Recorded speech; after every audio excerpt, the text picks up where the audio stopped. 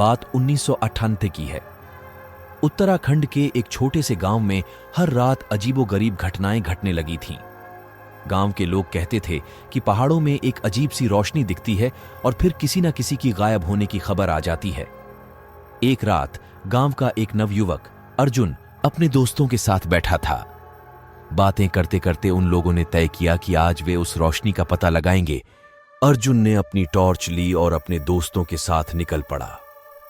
रास्ते में सबकी हिम्मत डगमगाने लगी, लेकिन अर्जुन दृढ़ निश्चय के साथ आगे बढ़ता रहा। रात गहरी हो चली थी और चारों ओर सन्नाटा पसरा हुआ था। पहाड़ की ओर बढ़ते हुए अचानक अर्जुन को एक अजीब सी आवाज सुनाई दी।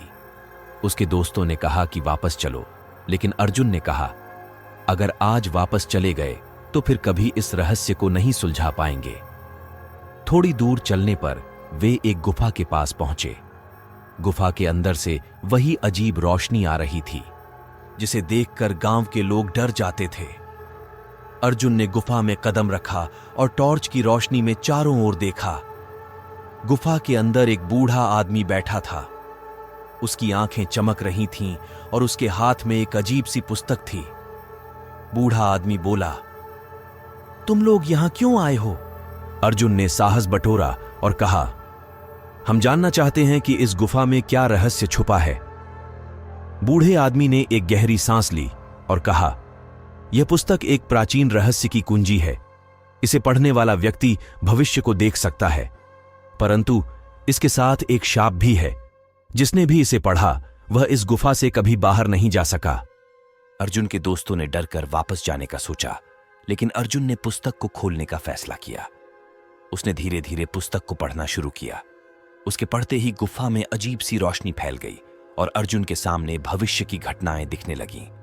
उसे अपने गांव का उज्जवल भविष्य और खुशहाली दिखाई दी।